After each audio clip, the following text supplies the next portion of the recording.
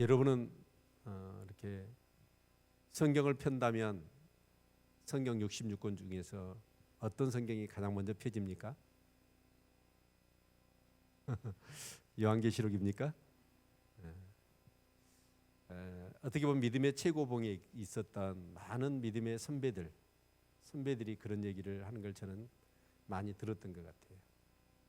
힘들고 어려울 때 가장 은혜와 도전과 위로와 격려와 힘을 얻을 수 있는 성경이 요한계시록이었다라고 그렇게 많은 분들이 말씀을 하셨고, 어떤 분들은 심지어는 하루에 한 번씩 요한계시록 22장까지를 계속해서 읽는다는 거예요. 그러면 그렇게 막 위로가 되고 격려가 되고 은혜를 받는다는 것입니다.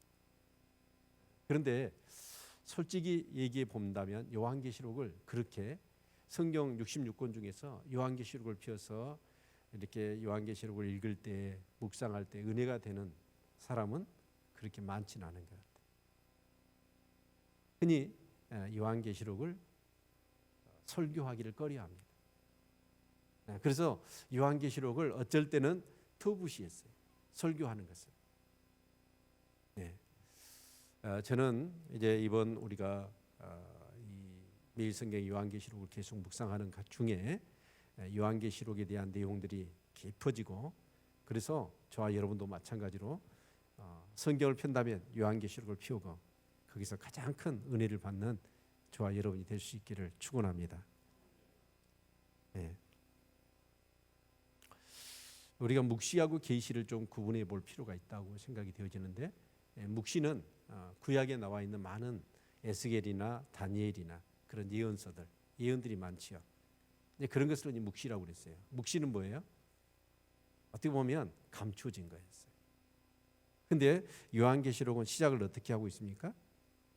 1절 예수 그리스도의 계시라. 예수 그리스도의 계시라고 얘기합니다. 계시는 뭘까요? 우리가 연극을 참여하게 되면 딱 연극의 무대의 막이 가려져 있죠. 근데 연극을 시작하면 뭐죠? 커튼이 착 옆으로 이렇게 걷혀지죠. 그러면서 무대가 딱 오른단 말이에요. 그러듯이 이 계시라는 건 뭐냐면 밝히 이렇게 보여준다는 의미가 있어요. 그래서 우리 성도님들, 요한계시록이 이제 더 이상 묵시가 아니라 계시가 되어져서 정말 복음, 교회 그런 모든 부분에 대한 보다 명료한 그런 신앙과 그런 믿음이 되어질 수 있기를 축원합니다.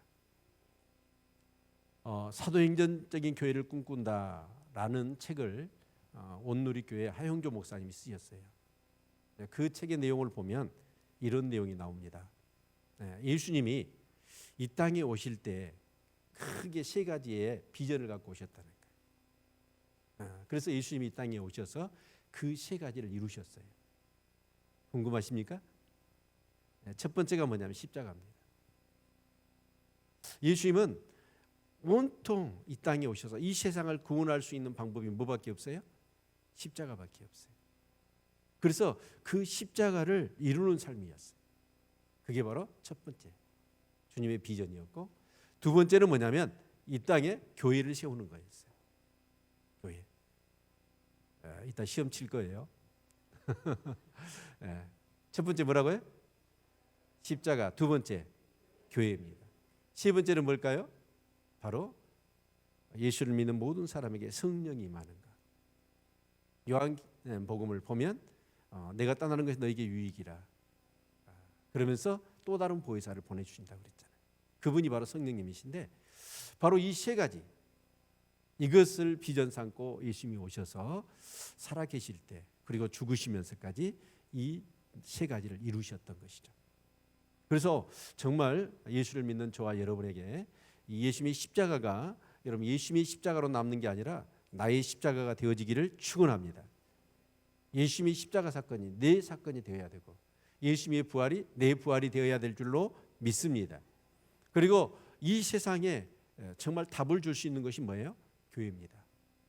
그래서 교회와 아름답게 한 몸을 이루고 연합되어지는 우리 모든 성도님들. 그래서 이 교회가 결국 하나님의 나라잖아요.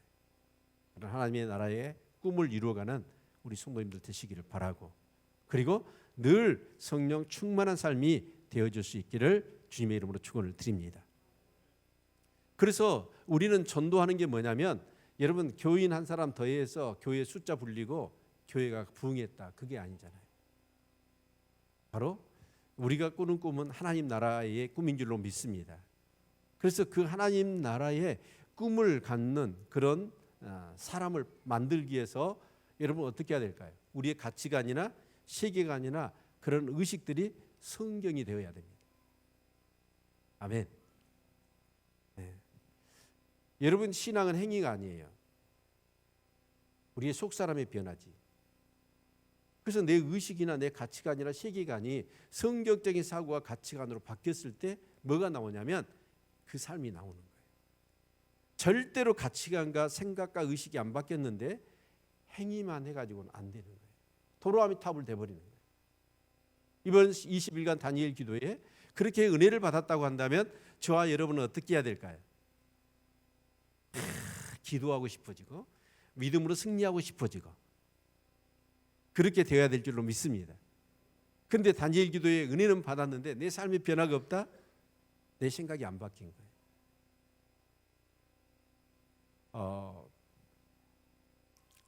어제 그 피로연 끝나고 우리 그 한 지체가 블라디보스토크로 이정기 집사님, 아니 허간수 집사님이 가잖아요. 그래서 특별한 어떤 시간들이 없을 것 같아서 어제 잠깐 차를 마시면서 몇 지체들하고 이제 대화를 나눴습니다. 네, 나눈 중에 그 자녀 문제가 나와가지고, 그래서 이제 그 아이가 이제 이렇게 그 대학을 가야 되고, 그래서 입시 설명회 학교에서 한다고 해가지고 갔대요. 저는 CI 키우면서 입시 설명회 한 번도 안 가본 것 같아요. 근데 그분이 이제 얘기를 하더라고요. 갔는데 그 이렇게 얘기를 하는 내용들이 보니까 전부 다 뭐냐면 학원을 안 보내면 안 되게끔 분위기를 조성하더래요. 그러면서 이 국영수에 대해서 강조를 하는데, 만약에 안 했다가는 우리 아이들 큰일 나겠다는 불안감이 막 오더라는 거예요. 그런데 오늘 이 나라는 어쩌냐면, 사실은 제가 생각해 볼 때는 그런 것 같아요. 공동체, 나라, 민족 그런 개념은 없어요. 어떻게든 내가 출세하고 내가 잘 먹고 내가 잘 되는 거, 그거 외에는 없는 것 같아요. 그래서 학교에서도 거기에 부응해서 뭘 하는 거예요? 국영수 점수를 잘 맞아야 돼. 좋은 대학을 가야 돼. 그래야 출세하는 거예요. 뜻을 이룬다고 생각하는 거예요. 그러다 보니까 여러분 학교 교육에서 뭐가 사라졌냐면, 여러분 국사나 세계사나 여러분 윤리나 도덕이나 그런 거 가르치잖아요. 없어져 버렸어. 오직 자기가 어떻게 하면 이 경쟁 사회에서, 이 현대 산업 사회에서 살아남느냐 라고 하는 것밖에 안 가르치는 거예요. 그러니까 이제 사람들이 어쩌냐면 이 세상에 나와서 어떻게 살지요? 사람다운 사람을 못 사는 거예요. 끊임없이 경쟁하고 내가 살아남고 내가 더 이기고, 그러기 위해서는 끊임없이 뭔가 싸워야 되는 이런 세상이 되어져 버린 거죠. 그래서 이 학교에서 진짜 여러분, 저는 생각할 때는 그래요. 역사를 가르쳐야 돼요. 도덕과 윤리를 가르쳐야 돼요. 그래도 보편 타당한 규범을 가르쳐야 됩니다. 바른 삶에 대한 뭔가 옳고 그름을 구분할 수 있는 그런 의식을 가르쳐야 되는데, 더 이상 학교는 소망이 없습니다. 대학도 지성의 상아탑, 옛날 얘기입니다. 대학이 이제 더 이상 지성인의 어떤 그런 요람이 아니, 전부 다 자격증 만들고 이렇게 되어져 버린 것 같아요. 그랬을 때 사람다운 사람을 정말 키워낼 수 있는 곳이 어디냐면, 제가 볼 때는 가정하고 교회밖에 없습니다. 아멘 좀 하세요. 아니, 교회와 가정밖에 없어요. 저는 이번 다니엘 기도회 때 진짜 가장 이렇게 간증을 들었는데, 저한테 진짜 이렇게 가장 큰 간증은 현승은 대표입니다. 많은 분들이 그 엄청난 시련과 고난 속에서 정말 하나님 앞에 원망하거나 불평하지 않고 그 가운데서 하나님을 찬양하고, 그 고난과 역경도 하나님이 주신 것이라면 영광으로 받겠습니다 라고 하면서 그것들을 이겨내는 위대한 신앙인도 보았습니다. 그런데요, 저한테 가장 은혜가 됐던 건 현승원 대표예요. 그 가정에서 부모님이 정말 힘든데도 불구하고 진짜 하나님 나라를 위해서 선교하는 거예요. 그래서 한 가정씩 한 가정씩 늘리다 보니까 30가정이 한 가정이 선교를 했다는 거예요. 그것을 아이들이 자라면서 보면서 진짜 자기들은 먹고 싶은 것도 입고 싶은 것도 가지고 싶은 것도 많은데 그 부모님이 그렇게 살아가는 모습을 보면서 거기에 대해서 반감을 갖는 게 아니라 그렇게 진성으로 진정성 있게 그런 것들을 추구하는 부모님의 모습을 보면서 이 아이들이 어떻게 하면 나도 저 사역에 동참하고 싶다. 그래서 아이들이 가해를 하면서 그 가해비를 받아갖고 선교운동을 하기 시작하더라고요. 특별한 어떤 그런 취직을 하려고도 하지도 않았던 것 같아요. 가해를 하다 보니까 하나님이 진짜 여러분 막 학생들을 구름대처럼 모아다 주는데 가해하는 학생이 2만 명이 모인 거예요. 현수연 대표가 깜짝 놀랐대요. 가해 학생이 2만 명이 모일 것은 생각이나 하겠습니까? 이것은 사람이 할 수 없고 하나님이 도와주신 것이다. 그런데 그게 뭐냐면 부모님이 심은 거잖아요. 부모님이 심었더니 그 자식들이 거두는 것이죠. 어떤 장로님한테 얘기를 했더니 아니 나는 내가 심어갖고 내가 거둬야 된다 그러더라고요. 그럴 수도 있겠죠. 그러면 더 좋지요. 그런데 진짜로 부모가 심어서 자녀가 거두고 내가 심어서 다음 세대가 거두는 이런 축복이 임하는 겁니다. 아멘. 그래서 한 달 급여가 21억을 준대요. 아니 35살 먹은 애가 기부를 100억을 했대. 필리핀에다가 학교를 세우는데 그게 100개 학교를 세우겠다고 협약을 했대요. 그 회사의 기업 가치가 3,300억이라고 그러더라고요. 여러분 정말 그렇습니다. 그 현승원 대표가 그렇게 현승원 대표가 될 수 있었던 이유가 뭐죠? 가정이에요. 가정에서. 그러니까 그런 사람은 기업하는 대부분 사람들이었죠. 이윤 추구고 돈 벌면 어떻게 합니까?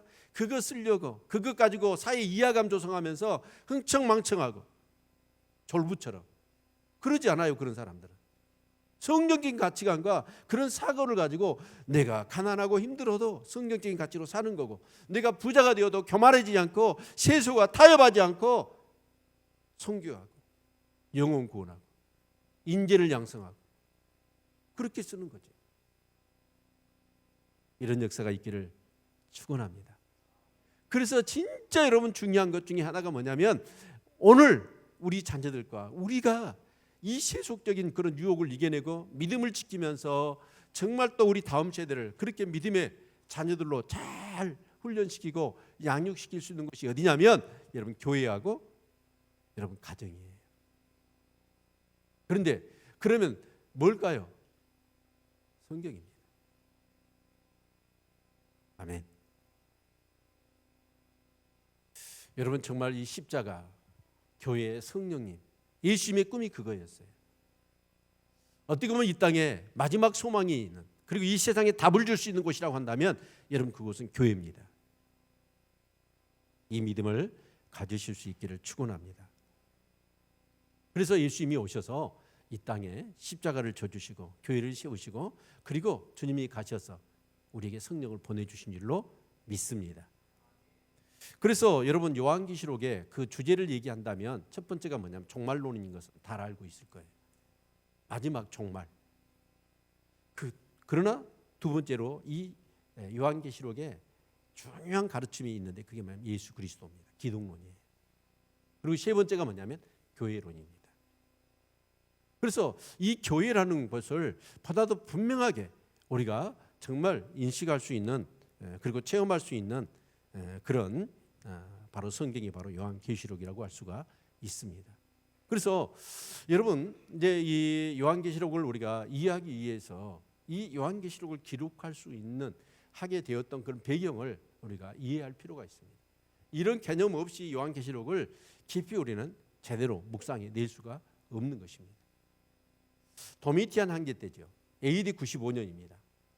대부분 학자들은 요한계시록이 기록될 그 시기를 그렇게 보고 있습니다. 자, AD 95년 정도 되어지면 사도 요한의 나이는 이미 근 한 100을 바라보고 있는 겁니다. 참 100이 됐는데도 하나님이 그 당시에 옛날 꽃날인데 안 불러가시고 100세까지 사시도록 하셨던 건 뭐 때문일까요? 사명이 있으니까. 아멘. 요한복음과 요한계시록을 기록하게 하기 위해서예요. 네. 자, 그런데 여러분 그 당시의 교회는 크게 두 가지 공격을 받고 있었습니다. 첫 번째는 로마 황제 숭배입니다. 로마가 그 근동을 다 장악해 버렸잖아요. 로마 대제국을 이루었습니다.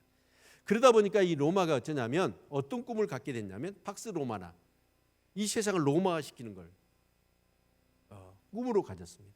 그런데 한 제국의 이 로마 황제가 제국의 황제가 되어서는 이 팍스 로마나 세상을 로마시키는데 안 되겠다는 생각을 가진 거예요. 그래서 로마 황제를 신으로 숭배하기 시작했어요. 그래서 로마 황제는 신이다라고 숭배를 하게 했던 거예요. 그런데 여러분 우리 성경의 가르침은 뭐죠? 하나님의 다른 신이 있어요, 없어요? 없습니다. 그래서 크리스찬들은 어떻게 합니까? 절대로 황제는 인간일 뿐이지 황제일 뿐이지 신은 아니다라고 해서 그 신으로 숭배를 하지 않는 거예요. 그러니까 로마에서는 어떻게 합니까? 이런 괘씸한 놈들이죠. 여러분 그래서 뭘 하냐면 핍박을 하는 거예요. 그래서 많은 황제 숭배를 안 하면 그런 사람을 죽였습니다. 감옥에 가두고 그리고 또 재산을 빼앗고 그리고 매를 때리고 심지어는 직장도 주지 않습니다. 정말 어떤 곳에서는 완전히 로마 황제 숭배가 완전히 일반화되어 있어가지고 그렇게 로마 황제 숭배를 하지 않는 사람은 그 사회에 그냥 완전히 기생충 취급을 당하는 그런 일들까지 있게 되어진 거예요. 경제활동을 할 수가 없는 거예요. 이런 상황 속에서 여러분 수많은 교회가 그리고 믿음의 사람들이 죽임을 당하고 환난과 핍박 가운데 있는 이 사실을 사도 요한이 보면서 얼마나 힘들었겠어요. 특히 사도 요한은 어떻습니까? 복음을 전하다 자기도 잡혀가지고 여러분 그 반모섬이라고 하는 그곳에 유배가 있는 거예요. 반모섬은 채석장이 있습니다. 거기서 밤낮 뭘 합니까? 돌을 캐는 거예요. 그 일을 하면서 들려오는 교회 소식들, 잡혀오는 그런 많은 일들을 바라보면서 얼마나 사도 요한은 눈물이 났겠습니까? 그런데 여러분 교회 안에 또 하나의 공격이 있었습니다. 그게 뭐냐면 내부적인 문제죠. 복음이 변질되기 시작한 거예요. 바로 이단들의 공격이었던 겁니다. 그래서 예수님이 십자가를 부인하게 되고 또 뭔가 영과 육에 대한 영지주자들의 이혼론이 들어와 가지고 정말 기독교의 복음을 변질시켜버리는 이런 일들이 일어났을 때 사도 요한은 이만저만한 근심이 없었어요.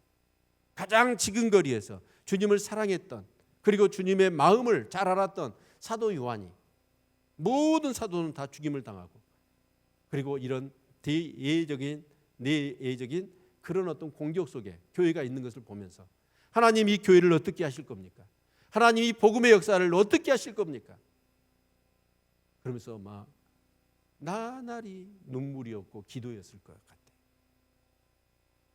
여러분 정말 저와 여러분이 하나님 나라 백성이고 정말 교회의 한 일원이 되었다고 한다면 교회를 위하여 기도해야 될 줄로 믿습니다. 그리고 이 복음의 역사를 위하여 정말 기도해야 될 줄로 믿습니다. 그래서 사도 요한은 자기가 그 반모섬에 갇혀서 육체적인 노동을 하는 것 그것은 아무것도 아니에요. 교회를 바라보고 복음의 역사를 바라볼 때 주님이 다시 오신다고 그랬고 정말 교회는 승리할 것이라고 얘기했는데 그 복음만이 세상을 변화시키고 사람을 구원할 수 있는 것인데 이 복음이 이렇게 공격당하고 변질되어지는 이런 상황 속에서 사도 요한은 너무나 많은 그런 영적인 근심을 하게 되었던 것이죠. 그러던 어느 주일날 사도 요한에게 성령이 임하신 줄로 믿습니다. 성령이 임하셔가지고 사도 요한에게 4가지의 한상을 보여주시는 거예요. 그게 뭐냐면 바로 앞으로 속히 될 일입니다. 반드시 될 일이었어요. 그 첫 번째가 뭐냐면 1장부터 3장까지가 바로 교회에 대한 한상이었습니다. 바로 7 금촛대와 7 별에 대한 한상이었습니다. 거기서 7 촛대가 뭐죠? 잘 풀어주고 있습니다. 교회입니다. 7 별은 그 교회의 사자들을 얘기하고 있는 거예요. 그런데 여러분 그 일곱 그 촛대 사이를 일곱 뼈를 붙잡으시고 운행하시는 예수님의 모습이 이제 소아시아의 일곱 교회의 모습을 통해서 다 보이는 거예요. 그 말은 뭔 말이냐면 교회가 아무리 한난과 고난 가운데 일자할지라도 그 교회와 그 종들을 누가 잡고 계셔요? 우리 주님이 잡고 계시다는 거예요. 그러니까 안심해라, 걱정하지 말아라, 염려하지 말아라, 그 메시지를 던지고 있는 거예요. 이 교회는 어떻게 해야 됩니까? 이 복음의 역사는 어떻게 될 겁니까? 이만저만한 근심이 없었는데 사도 요한에게 그렇게 그런 한 쌍을 보여줬을 때 사도 요한은 근심과 걱정이 사라졌을 거예요. 그리고 교회에 대한 그런 어떤 소망이 생기고 승리에 대한 그런 믿음이 생겼을 겁니다. 그리고 4장부터 16장까지는 어떤 내용입니까? 바로 그 천상 예배에 참석하게 되죠. 거기서 인을 뗍니다. 7인을. 그리고 7 나팔, 7 대접의 그런 재앙에 대한 그런 한상을 보게 되죠. 그건 뭐냐면 심판입니다. 이 세상에 대한 심판. 그리고 17장부터 20장까지 보면 그게 뭐냐면 큰 성 바벨론이 멸망당하는 얘기예요. 그런데 그것도 세상에 대한 심판의 메시지입니다. 그리고 21장, 22장을 보면 바로 거룩한 성 새 예루살렘에 대한 한상입니다. 그건 뭐냐면 바로 교회가 승리하고 온전한 교회가 이루어지는 하나님 나라가 임하는 것을 보게 되는 것이죠. 그래서 요한계시록은 4개의 한상인데 첫 번째도 교회고 마지막도 교회입니다. 그 중간에 심판받을 세상에 대한 메시지가 삽입이 되어져 있는 거예요. 결국 교회는 뭐한다? 승리할 것이다. 아멘. 예. 여러분, 그래서 우리가 이 계시록을 통해서 얻을 수 있는 은혜, 그 유익이 있다고 한다면 뭐냐면 첫 번째, 교회는 반드시 승리한다는 거예요. 교회는 반드시 승리합니다. 두 번째, 여러분 은혜를 받을 수 있는 것이 뭐냐면 바로 승리는 교회가 할 것인데 그 승리하는 교회요 그런 성도의 삶의 자세가 무엇이냐라는 것을 이 요한계시록에서 가르쳐 주고 있는 것입니다. 아멘. 이 마지막 시대에 우리 모든 사랑하는 성도들이 승리할 수 있기를 주의 이름으로 축원을 드립니다. 그러면서 7교회에 대한 그런 메시지를 우리가 살펴볼 때 이 7교회는 뭐냐면 두 가지 의미를 가지고 있어요. 첫 번째는 현실성. 그 당시에 있었던 7교회를 하나의 샘플로 선택한 것입니다. 그리고 그 교회의 현실 그대로의 그런 어떤 그런 모습들을 보여주고 있는 거예요. 그러나 두 번째는 상징성이 있지. 바로 그 교회는 그 당시에 있었던 교회의 모습이기도 하지만 그 교회는 앞으로 여러분 역사, 교회의 시대, 7시대를 말씀하고 있는 거예요. 오고 오는 수많은 교회가 이런 시대적인 상황들이 임할 것이고 그럴 때 어떻게 해야 될 것이냐 하는 것들을 가르쳐주고 있는 것입니다. 저는요 꼭 내년에 1월 달 들면 그 성경 공부를 하고 싶어요. 그게 뭐냐면 아까도 말씀드렸어요. 우리 아이들이 역사를 안 배우기 때문에 역사의식이 없어요. 역사의식이 없다 보니까 오직 뭐냐면 눈앞에 자기 어떤 이익, 자기 어떤 출세, 자기의 성공 그거밖에 관심이 없는 거예요. 그런데 우리가 여러분 이 성경을 배우는데 있어서 우리 역사를 생각해 본다면 아마 이 역사가들이 고민을 했던 것 같아요. 역사의 기준을 정해야 되고 뭔가 연도를 정해야 될 거 아닙니까? 그런데 언제부터 0년, 1년, 2년 시작됐는지 알 수 있어요? 없어요? 없어요. 그래서 역사에 뭔가 기준을 세워서 뭔가 우리가 생각하는 이 해를 카운팅하는 그것을 생각해야 되겠는데 그랬을 때 이 세상의 역사에 뭔가 확연하게 구분되는 구분점이 뭘까? 역사가들이 생각하기 시작한 거예요. 뭐였을까요? 예수 그리스도였습니다. 수많은 사람들이 인정할 수밖에 없는 이 세상에 뭔가 역사가 두 쪽 날 수 있는 기준이 뭐냐? 예수 그리스도에 있다는 거예요. 그래서 AD와 BC로 세계 역사를 나눈 것이죠. 그래서 BC는 뭘까죠? 뭐였죠? Before Christ. 예수님이 오시기 전의 역사를 얘기해요. 그래서 예수님이 딱 태어난 그 해를 0년이죠. 그리고 시간이 수가 많아질수록 BC는 어때요?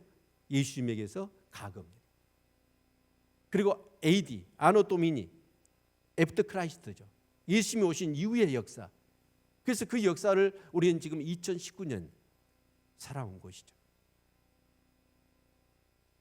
여러분 그랬을 때 우리 한번 생각해 봅시다. 이 성경이 기록하고 있는 역사는 언제까지일까요? 창세기부터 다르니까. 그리고 AD 95년, 그러니까 AD 100년까지의 역사는 기록하고 있습니다. 그 역사를 통해서 진짜 예수 그리스도가, 그리고 교회가 예수님의 아까 말씀드린 십자가와 교회와 성령의 역사를 통하여 정말 이런 모든 것들이 진행되어 왔습니다. 그런데 AD 100년부터 오늘 2019년까지 역사, 그 역사는 우리가 모르고 있는 거예요. 그게 뭐냐면 교회의 역사거든요. 이건 성경의 역사고.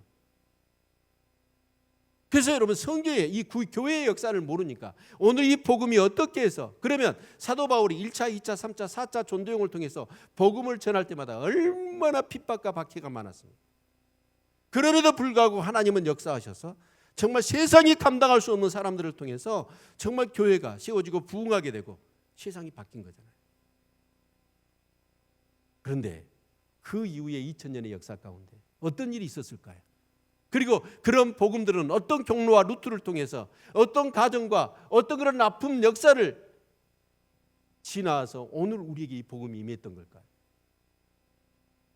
여러분 이 역사를 본다면, 이 역사를 제대로 이해할 수만 있다면 성경, 교회, 이 기독교 복음 절대로 가볍게 여길 수가 없습니다. 역사의식이 없으니까 오직 나밖에 모르죠. 근데 이 성경의 역사, 교회의 역사를 우리가 안다면 여러분 정말 이 교회라는 것이, 이 성경이라는 것이, 이 복음의 역사라는 것이 얼마나 놀랍고 위대한지. 수많은 제국들은 무너졌습니다. 수많은 나라들은 무너졌습니다. 근데 이 성경의 역사는 계속되고 온 거예요. 그래서 내년에 오픈을 할 테니까 개봉박도 기대하시기를 바랍니다. 아멘 소리가 커야 좋습니다. 아멘. 네, 정말 우리 청년들도, 우리 대학생, 우리 중고등부, 우리 주일학교 아이들까지도 이 교회의 역사를 배워야 됩니다. 네. 특별히 소아시아 7교회 이 모습을 통해서 우리가 또 얻을 수 있는 중요한 교훈이 있다고 한다면 여러분 교회의 주관자는 예수 그리스도라는 것입니다. 아멘. 여러분 우리가 정말 놓쳐서는 안 될 것 중에 하나가 뭐냐면 이 반석이, 교회의 반석이 누구예요? 예수 그리스도고, 교회의 머리가 누구예요? 예수 그리스도예요. 그래서 그 교회는 그렇습니다. 정말 어떻게 하니 교회의 주인은 예수 그리스도고 머리는 예수 그리스도. 그래서 정말 그 예수 그리스도가 이 교회를 통해서 우리의 신앙과 우리 어떤 사역을 통해서 그분이 드러나는 것, 그것이 핵심이 되어야 돼요. 오늘 큰 교회들이 문제가 일어난 이유가 뭘까요? 교회의 주인이 예수 그리스도라는 걸 잊어버린 거예요. 내가 이렇게 큰 교회가 이루기까지 목회자들이 대부분 그렇죠. 얼마나 수고하고 헌신하고 했기 때문에 그 교회의 주인 되시는 예수 그리스도를 인정하지 못하고 거기에 나의 어떤 것들을 주장하기 시작할 때 교회는 문제가 일어난 것입니다. 저만 잘하면 될까요? 네, 이 교회는 주님의 교회입니다. 아멘. 그래서 여러분 꼭 기억해야 될 것이 있는데 이 소아시아 7개, 7개를 다 우리가 볼 수는 없어요. 아까 말씀드렸습니다. 사실상 그리고 상징상 7교의 교회의 시대를 얘기한다고 그랬습니다. 그런데 정말 이 교회들을 우리가 보면서 꼭 기억해야 될 것이 있어요. 교회에 반드시 7교회에 누가 계시든가요? 예수님이 계시죠? 예수님이 계시고, 여러분 이제 우리 에베소 교회만 우리 한번 봅시다. 자, 2절을 같이 한번 읽어볼까요? 2절 같이 읽습니다. 시작. 내가 내 행위와 수고와 내 인내를 알고 또 악한 자들을 용납지 아니한 것과 자칭 사도라 하되 아닌 자들을 시험하여 그 거짓된 것을 내가 드러낸 것과 또 내가 참고 내 이름을 위하여 견디고 게으르지 아니한 것을 아노라. 여기서 중요한 단어가 있어요. 어떤 걸까요? 안다라는 거예요. 주님은 다 아십니다. 아멘. 서문학교회도 마찬가지입니다. 서문학교회도 이 9절을 볼까요? 내가 내 한난과 궁핍을 아노니. 안다라고 말씀하십니다. 버가모교회는 어쩔까요? 네, 버가모교회도 마찬가지죠. 안다는 표현이 어디가 있습니까? 예, 13절. 내가 어디 사는 것을 내가 안다. 버가모 교회는 그것이 어떤 것인 장소가 중요했던 것 같아요. 그리고 두아디라 교회는 어떻습니까? 19절에 내가 내 사업과 사랑과 믿음과 성김과 인내를 안다. 여러분 주님이 아십니다. 모든 교회에서 내가 어떤 동기를 가지고 어떤 목적을 가지고 주님을 섬기고 있고 사역을 하고 있는가 하는 것들을 너무나 주님은 잘 아시는 거예요. 아무리 모르는 것 같이 은밀하게 내 속에 어떤 생각을 하고 어떤 감정을 가지고 여러분 한다 할지라도 주님은 다 아신대요. 그렇기 때문에 저와 여러분은 어떻게 살아야 될까요? 하나님 앞에서의 삶을 살아야 할 줄로 믿습니다. 아멘. 그래서 교회에 여러분 주관자는 누구냐면 바로 예수 그리스도라는 것이죠. 그런데 여러분 이 교회를 보면 이 서머나 교회하고 빌라델피아 교회는 뭐예요? 책망이 없더라. 칭찬만 있어요. 그런데 에베소 교회나 또 버가모 교회나 또 두아디라나 라오디게아나 이런 사대 교회 같은 교회는 뭐하죠? 책망이 있어요. 그런데 여러분 이걸 이렇게 한 상을 통해서 보여주는 메시지는 뭘까요? 이 책망이 뭐예요? 격려입니다. 아멘. 따라서 합시다. 책망도 격려다. 정말 어떻게 보면 이 복음에 있어서 참 중요한 것 중에 하나가 이 진리를 수호하는 것인데, 그래서 이 교회가 정말 중요한 것 중에 하나가 뭐냐면 이 요한계시록을 통해서 우리가 기억해야 될 것이 교회는 진리를 수호해야 된다는 거예요. 아멘. 그래서 이 에베소 교회를 우리가 먼저 이렇게 살펴보면 에베소 교회는 어떻습니까? 이 거짓된 그런 어떤 사도들, 선지자들을 잘 분별해냈어요. 그거 쉽지 않습니다. 그런데 이 에베소 교회는 그런 거짓된 것을 다 드러낼 정도로 분별력이 있었어요. 그만큼 성숙했다는 거예요.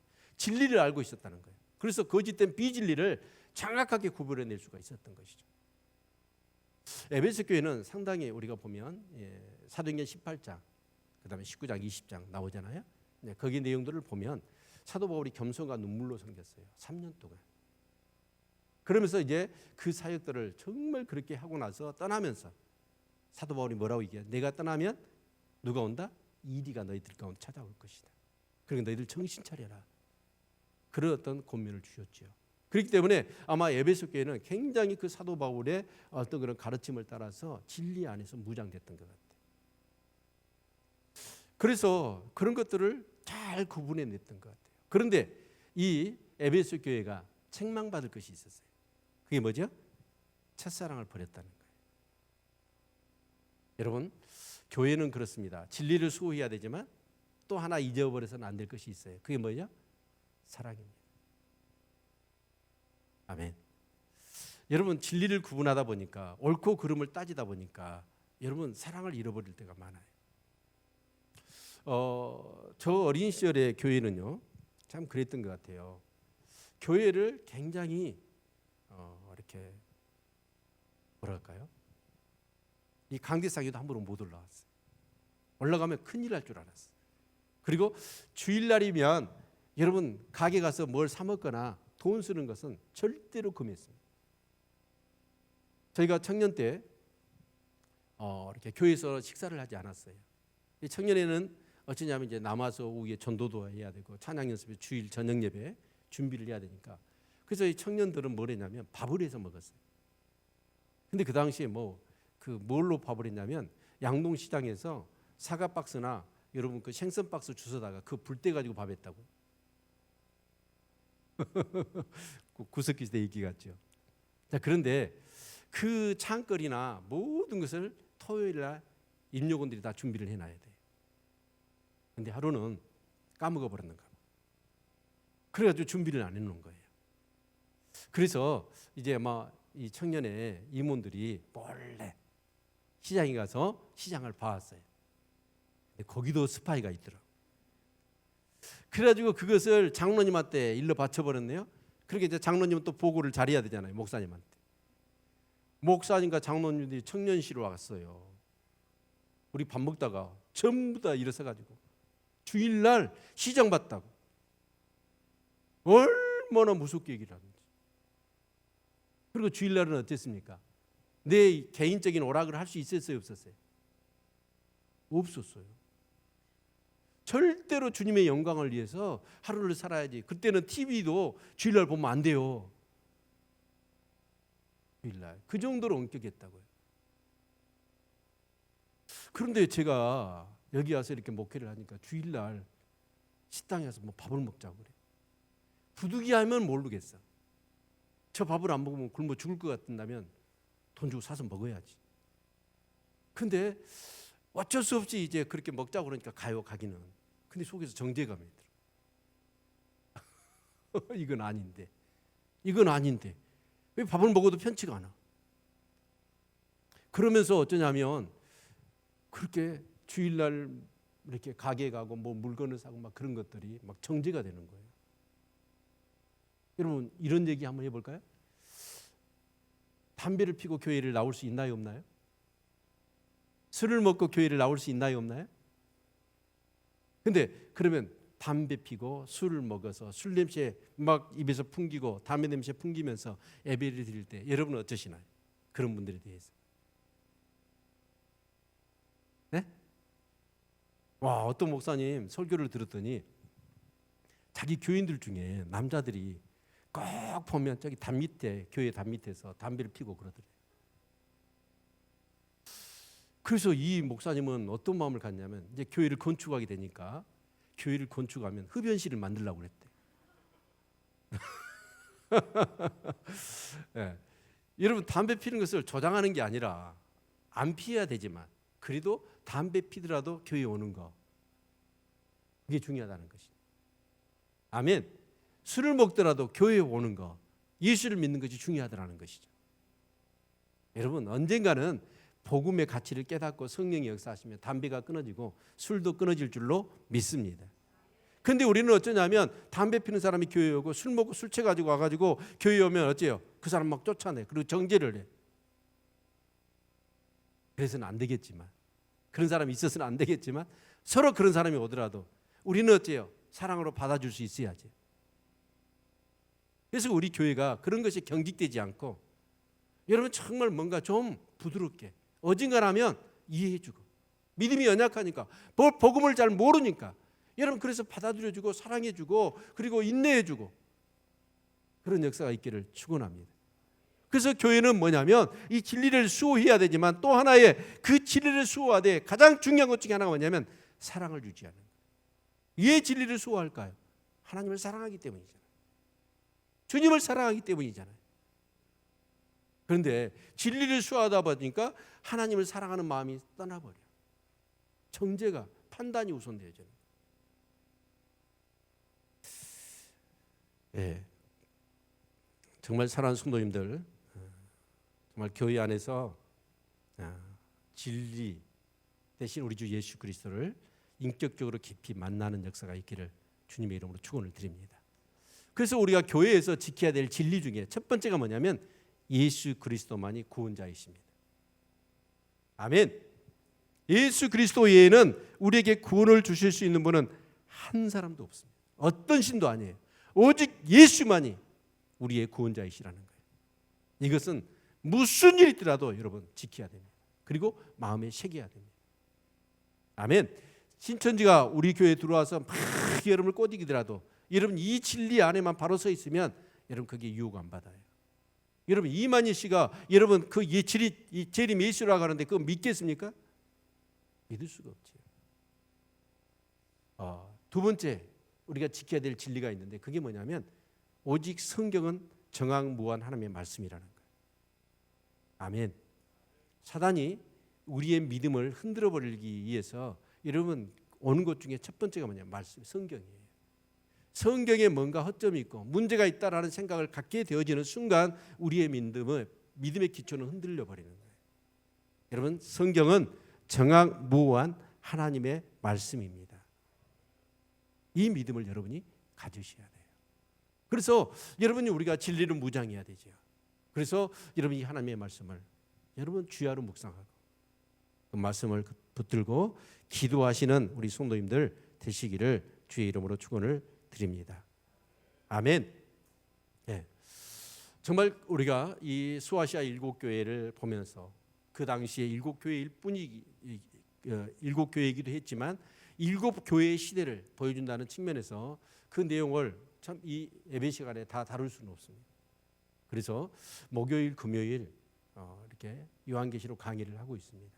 같이 참여하시면 앞으로 이제 여러분이 힘들고 어려울 때 진짜 요한계시록만 펴면 막 위로와 격려와 막 힘이 쏟아지는 은혜가 임할 줄로 믿습니다. 네. 자, 저는 정말 어떤 교회는 칭찬을 받고 어떤 교회는 칭찬과 책망을 받고 그런 모습을 우리가 볼 수가 있습니다. 이 마지막 시대에 이 교회의 모습들을 보면서 우리 교회가 그리고 우리 사랑하는 성도들이 정말 칭찬을 받는 그런 아름다운 교회요 신앙생활을 하실 수 있기를 주의 이름으로 축원을 드립니다. 그래서 이렇게 정리를 본다면 에베소 교회는 뭐냐면 이 진리를 수호하다 보니까 첫사랑을 잃어버린 케이스고, 근데 이 성은학 교회는 뭐냐면 엄청난 그 당시 모든 교회들이 로마 황제를 숭배하기 때문에 그렇게 할 수는 없잖아요. 그래서 엄청난 핍박을 받아요. 그래서 이 서문학 교회는 그런 핍박을 받았는데도 불구하고 이 서문학 교회는 뭐냐면 끝까지 믿음을 지키더라는 거예요. 그래서 칭찬을 받은 거예요. 자, 그런데 이 버가모 교회는 어떤 곳이냐면 버가모 교회를 좀 더 우리가 깊이 한번 봤으면 좋겠습니다. 자, 우리 같이 한번 볼까요? 자, 13절, 12절, 13절 같이 읽습니다. 시작. 버가모 교회 사자에게 편지하기를 좌우에 날성검을 가진 이가 가라사대 내가 어디 사는 것을 내가 아노니 거기는 사단의 이가 있는 데라. 내가 내 이름을 굳게 잡아서 내 충성된 증인 안디바가 너희 가운데 곧 사단에 거하는 곳에서 죽임을 당할 때에도 나를 믿는 믿음을 저버리지 아니하였도다. 여러분, 교회에 예수님이 어떤 모습으로 등장하시는가가 굉장히 중요합니다. 그렇죠? 예. 서문학 교회는 처음이요 나중이요 죽었다가 살아나신 예수님이 등장하시는 거예요. 그건 뭐죠? 그 고난 가운데 죽음과 같은 고난이 온다 할지라도 다시 부활한다는 소망을 주시는 거잖아요. 그런데 여러분, 이 버가모 교회는 좌우에 날성검을 갖고 예수님이 나타나셔. 예수님이 우리 교회에 나타나신다면 어떤 모습으로 나타나시길 원하세요? 죽었다가 살아나신 처음이요 나중이신 예수 그리스도로 나타날 수 있기를 축원합니다. 근데 날성검을 가졌다라고 하는 건 뭐죠? 심판이잖아요. 무서운 거죠. 그렇죠? 그런데 그 버가모가 어떤 곳이었냐면 네가 어디 사는 것을 내가 안다. 근데 그곳이 사단의 이가 있는 곳이에요. 에베소 교회는 아시아의 경제 수도입니다. 그런데 이 버가모 교회는 뭐냐면 행정과 정치의 수도예요. 그리고 헬라 문화의 중심지였습니다. 그러다 보니까 이 헬라의 그 다신들, 신전들이 그렇게 많았습니다. 이 버가모에. 그리고 이제 로마의 지배를 받고 나면서부터는 로마 황제 숭배에 대한 것이 어느 도시하고는 비교할 수 없을 정도로 로마 황제 숭배를 강요했던 것입니다. 그래서 여러분 서머나나 여러분 에베소 같은 경우는 황제 숭배의 어떤 그런 날을 정해놓고 1년에 한 번 황제 숭배를 강조했던 거예요. 그런데 이 버가모는 365일 황제 숭배를 강요했던 거예요. 여러분, 그러면서 여러분 그 신전들, 그러니까 이제 로마 황제가 신이 됐잖아요.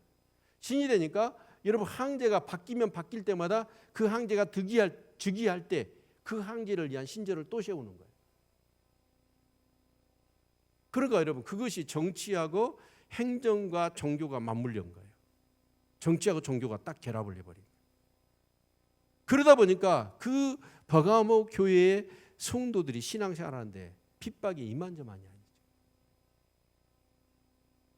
자, 여러분, 그래서 나오는 사람이 누구냐면 바로 이 안디바라고 하는 사람이에요. 이 안디바라고 하는 사람은 버가모 교회 담임 목사입니다. 그런데 이 황제 숭배를 강요하니까 담임 목사님이 거기다 절하겠어요, 안 하겠어요? 안 하지요. 안 하니까 이 로마 당국에서 뭘 했냐면 노수로 솥을 만들었어요. 그리고 벌겋게 밑에서 불을 떼 가지고 솥을 롯솥을 달군 거지. 그리고 교인들 보는 앞에서, 시민들 보는 앞에서 그 담임 목사를 그 속에다 집어넣어 버린 거예요. 태워서 죽인 거예요. 여러분, 그럼에도 불구하고 여러분 이 버가모 교회 교인들이 굴복을 했을까 안 했을까요? 하지 않는 거예요.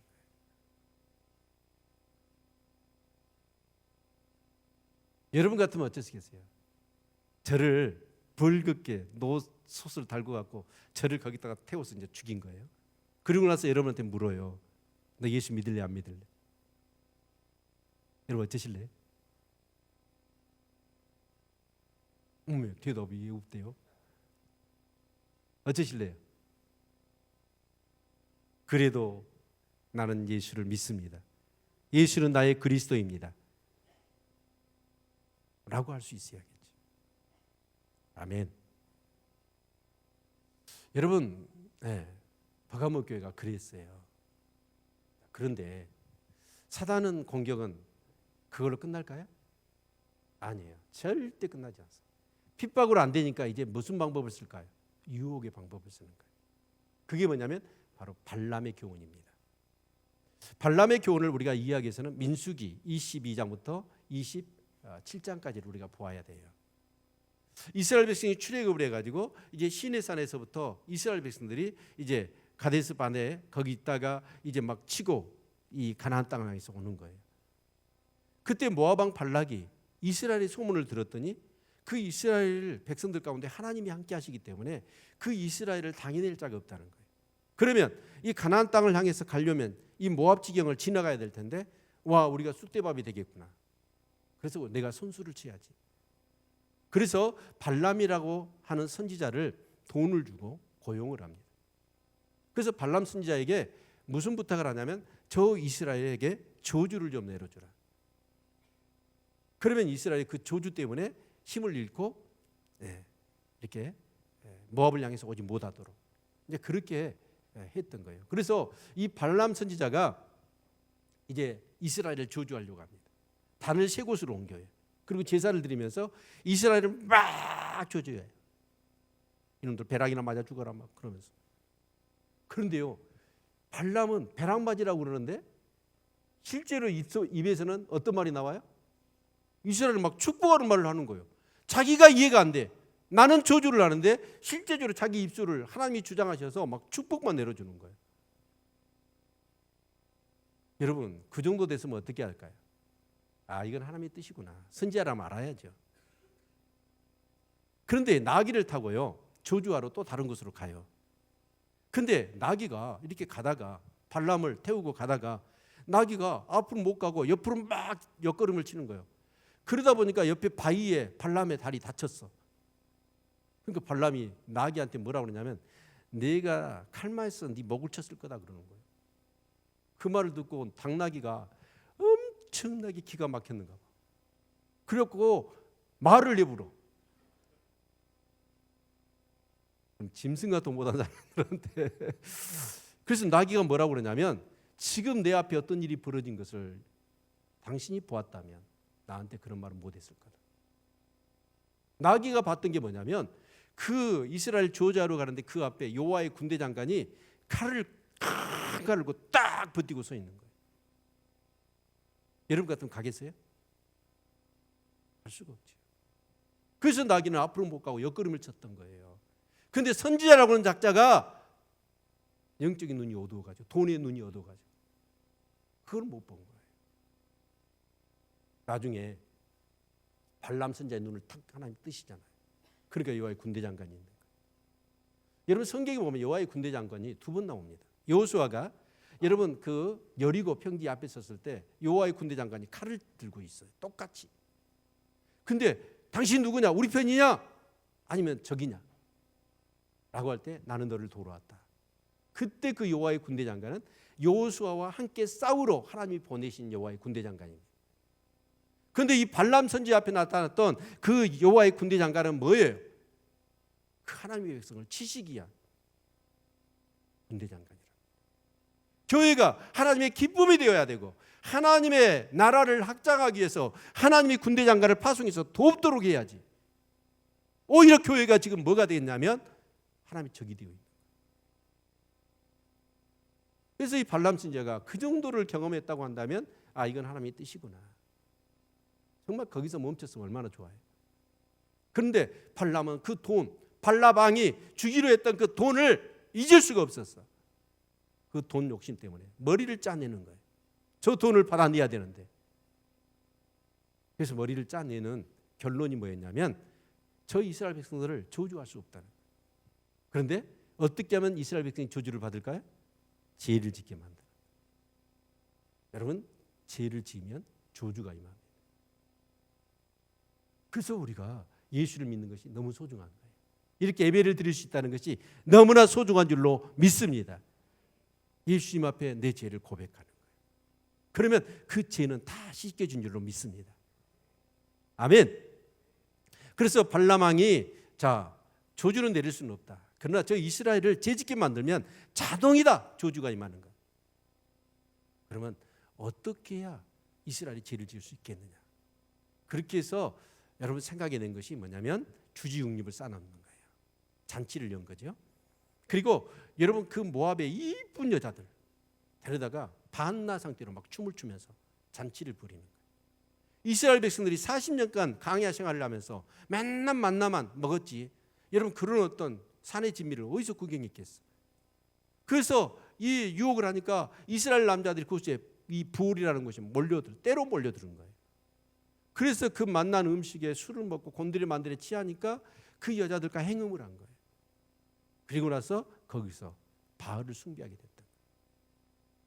그 일로 인해서 여호와의 사자가 치기 시작하는데 이스라엘 2만 4천 명이 죽임을 당합니다. 그런데 여러분 이 버가모 교회에 이 발람의 교훈을 쫓는 사람이 있었다는 거예요. 여러분 그 당시에 버가모는요 예수를 믿고 그 로마 황제의 숭배를 하지 않으면 직장 생활을 할 수가 없어요. 사고 파는 경제 활동을 할 수가 없었던 거예요. 그러니까 정말 너무나 공고한 삶을 힘든 삶을 살아갈 수밖에 없어. 그런데 여러분 그런 물질로 유혹을 한 거죠. 그러니까 그 버가모 교회의 성도들이 어떻게 해요? 그 돈 때문에 먹고 살아야 되니까 주님을 부인해버리고 로마 황제 앞에 절을 해버린 거예요. 자, 그러면 버가모 교회는 이 두 부류가 진짜 순교하면서 그 핍박을 당하는데도 불구하고 그 믿음을 지킨 사람이 있는가 하면 어떤 사람은 발람의 교훈을 따라서 돈 때문에 다 타협해버립니다. 이것을 다른 성도들이 지켜보면서 어떤 행동을 했을까요? 안디바처럼 노스에 내가 불에 타져 죽더라도 믿음을 지키겠습니까? 아니면 발람의 교훈을 쫓아서 적당히 타협해버리겠습니까? 니고달랑은 어떤 사람일까요? 그 두 가지를 택한 사람. 믿음은 갖기를 원하는데 그러나 발람의 교훈을 쫓아버리는 거예요. 타협해버렸다는 뜻이에요. 오늘 우리의 신앙에 오는 유혹이 딱 저는 이거라고 봅니다. 물질의 유혹, 세상의 유혹들. 우리 하나님을 믿는 사람들은 믿음을 부인할 수가 없어요. 예수님의 십자가를 부인할 수가 없어요. 그런데 세상에 오는 유혹은 또 거부할 영적인 힘이 없어요. 영적으로 죽어 있는 거예요. 그래서 나름대로의 니고달랑은 뭡니까? 사도행전에도 나오죠. 경건과 이 속된 것을 섞어버리는 거예요. 육과 영을 섞어버리는 거예요. 타협해버렸다는 뜻이에요. 여러분 사도행전에 보면 사도 바울이 복음을 전하면서 복음을 전하니까 그 율법의 속박에 짓눌려 있어. 율법의 정신을 모르는 상태에서 율법의 문자적인 어떤 문구에 사로잡혔던 사람들. 그런데 이제 그런 사람들이 이제 율법이 폐하였다라고 하니까 어째요? 그 율법에 억눌렸던 사람이 율법의 정신을 모르고 억눌렸던 사람이 이제는 자유다 하면서 그들은 뭐냐면 이제 완전히 자유라고 하는 것이 방종이 돼버렸어요. 그래서 어떻게 하냐면 진짜 신앙생활을 자기 마음대로 해버리는 거예요. 타협해버려요. 그게 바로 이 버가모 교회의 문제였던 거예요. 사랑하는 성도 여러분, 이 수아시아 7교회를 보고 요한계시록의 핵심의 메시지는 뭐냐면 이기는 자입니다. 승리할 수 있기를 축원합니다. 어떤 그런 핍박과 근데 핍박으로 안 되니까 오늘 사단은 어떤 전략을 바꿨냐면 우리를 유혹하는 거예요. 세속적인 돈이나 육적인 것들로 우리를 유혹하는 거예요. 그런데 여러분 그 핍박을 하는 것보다도 그 세상적인 것으로 유혹을 할 때 사람들이 쉽게 넘어가 버려요.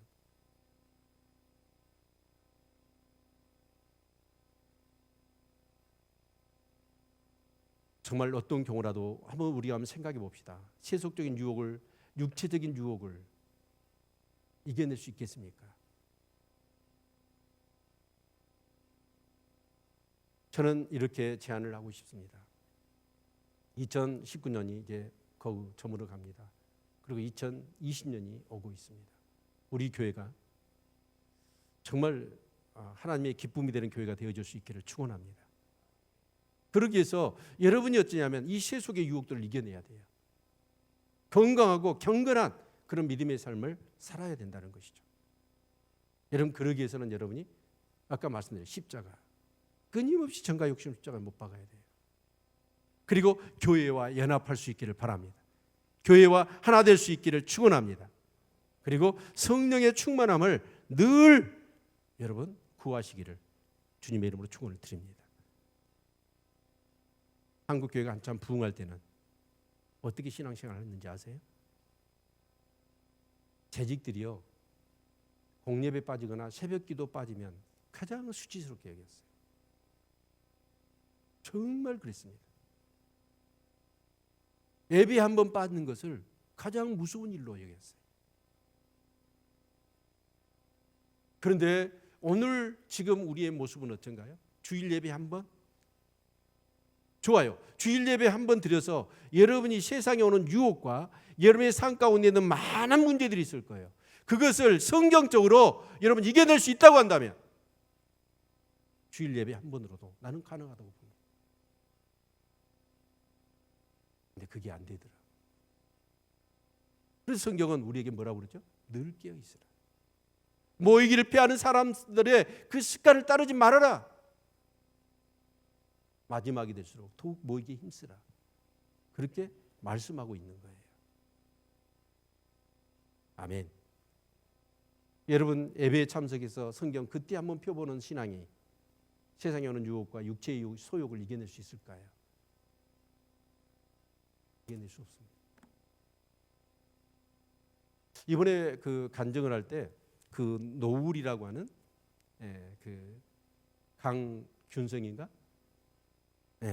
그 친구가 찬양을 두 곡을 했죠. 그리고 짧은 멘토를 했는데 우와 나 그 애한테 폭 빠져버렸어.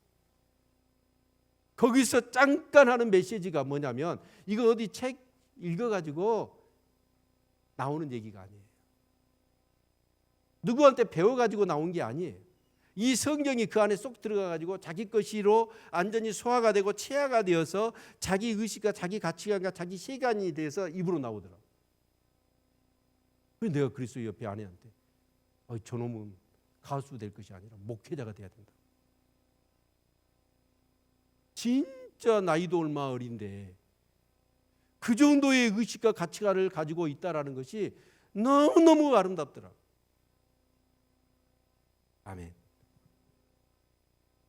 이 성경이 여러분에 쏙 들어가서 여러분에게 소화가 돼가지고 여러분 것이 돼버려야 돼. 성경적인 사계관, 세계관, 가치관, 의식. 아멘. 여러분 그렇게 되어야 여러분이 크리스찬으로 승리하며 이 마지막 시대를 이겨낼 수 있는 거예요. 아멘.